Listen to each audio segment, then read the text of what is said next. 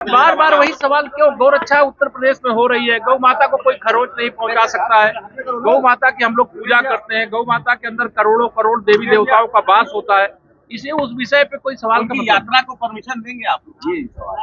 ये तो लोग आवेदन देंगे, जिनको परमिशन देना उनको फैसला करना, हमें थोड़ा फैसला करना।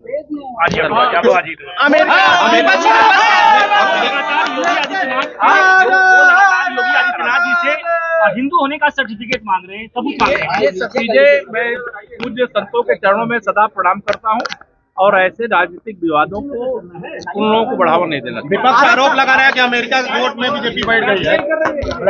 विपक्ष ने देश के साथ जितना आघात पहुंचाने का काम किया है, चीन ने हमारी जमीन कब्जा किया, अलग अभी पाकिस्तान के कब्जे में जो कश्मीर वो हिस्सा पड़ा हुआ है, और उसके बाद सूप बोले तो बोले चलनी बोलती है, ये कांग्रेसी बोलते हैं, कांग्रेस के गैंग के लोग बोलते हैं।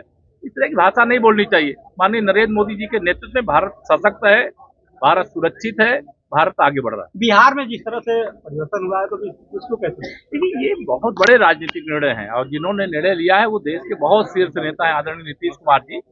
अगर उन्होंने देश के उच्च सदन में जाने का फैसला किया है तो उनका ही निर्णय है, उस पर मेरा बोलना कुछ नहीं है। मुख्यमंत्री बीजेपी से होगा क्या? ये कौन होगा, ये केशव प्रसाद को नहीं मालूम ना। बार बार वही सवाल क्यों? गौरक्षा उत्तर प्रदेश में हो रही है, गौ माता को कोई खरोच नहीं पहुंचा सकता है। गौ माता की हम लोग पूजा करते हैं, गौ माता के अंदर करोड़ों करोड़ देवी देवताओं का वास होता है। इसे उस विषय पे कोई सवाल का यात्रा को परमिशन देंगे आप? ये तो लोग आवेदन देंगे, जिनको परमिशन देना उनको फैसला करना, हमें थोड़ा फैसला करना।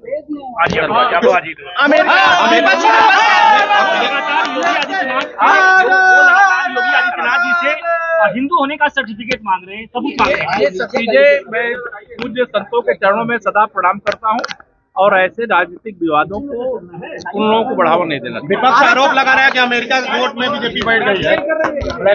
विपक्ष ने देश के साथ जितना आघात पहुंचाने का काम किया है, चीन ने हमारी जमीन कब्जा किया, अलग अभी पाकिस्तान के कब्जे में जो कश्मीर वो हिस्सा पड़ा हुआ है, और उसके बाद सूप बोले तो बोले चलनी बोलती है, ये कांग्रेसी बोलते हैं, कांग्रेस के गैंग के लोग बोलते हैं। इस तरह की भाषा नहीं बोलनी चाहिए। माननीय नरेंद्र मोदी जी के नेतृत्व में भारत सशक्त है, भारत सुरक्षित है, भारत आगे बढ़ रहा है। बिहार में जिस तरह से परिवर्तन हुआ है तो इसको कैसे? देखिए, ये बहुत बड़े राजनीतिक निर्णय हैं और जिन्होंने निर्णय लिया है वो देश के बहुत शीर्ष नेता हैं, आदरणीय नीतीश कुमार जी। अगर उन्होंने देश के उच्च सदन में जाने का फैसला किया है तो उनका ही निर्णय है, उस पर मेरा बोलना कुछ नहीं है। मुख्यमंत्री बीजेपी से होगा क्या? ये कौन होगा, ये केशव प्रसाद को नहीं मालूम ना।